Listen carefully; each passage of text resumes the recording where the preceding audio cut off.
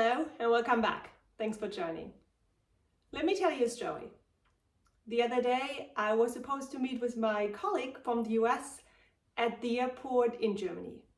Her flight arrived first, so she wanted to pick up the rental car. When I arrived, she already had the key, so we found our car, we looked at it for any damages, all good. We opened the car, we sat down, I was sitting at the passenger seat and she was supposed to drive. And then she turned the key, stopped, looked at me and said, "I can't drive."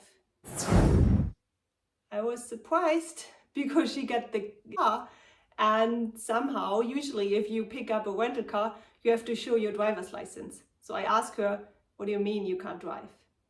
And then she said, well, of course she can drive, she has a driver's license, but she is only used to drive automatic. And this was a manual car. So we swapped seats, I took over, but the idea was born for this video to come up with some differences when it comes to driving. So watch this video before you sit in front of the wheel and start driving. If you book a rental car in Germany, make sure, if you're not used to drive manual, that you click the box when searching for a rental car, automatic. Otherwise, by default, you will only get the results of manual cars.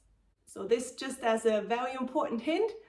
Otherwise, you will have the same surprise that my colleague had.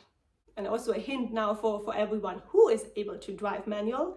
So of course, then in Germany, it's much easier to rent a car and it's also cheaper. So the automatic cars are a bit more expensive. And also if you travel to Mexico, Brazil or Costa Rica and you are able to drive manual, those cars are much cheaper compared to automatics. So we traveled to all of these countries and booked manual and we saved a lot of money. A very, very important factor, don't turn on red. It's not allowed here. I know when you come from the US, it's usual that if you stand at the traffic light and you want to turn, even if it's red, you just turn. Here, it's not allowed. So please, don't do it. Or there's another thing.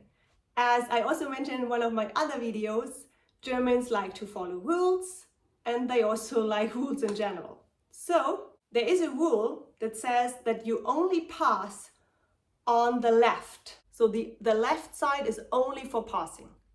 So keep this in mind.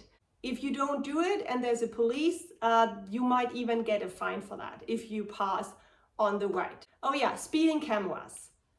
Within the country, there are more or less everywhere speeding cameras.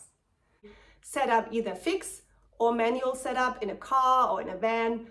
Make sure that you stick to the speed limit that's either given in the city or also on the Autobahn. I know now you think, well, Autobahn, that means I can drive as fast as you want. Well, if there's a sign that allows it, yes, you can, but there are also many limits, speed limits that you need to follow. So watch out for that. Just in general, whenever you drive, watch out for cyclists. Here in Germany, it's very common that people ride their bike. They have special lines just for cyclists. So make sure that you take another look before you turn or before you go somewhere, that you don't hit a cyclist.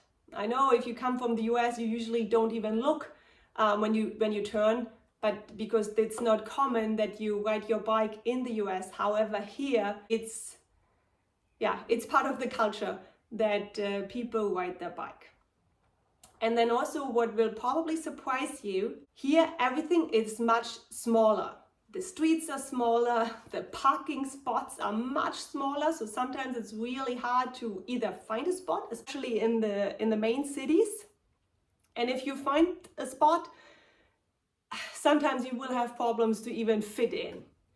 So therefore, probably it makes sense to, if you rent a car, to rent a small car, to be more flexible in also parking.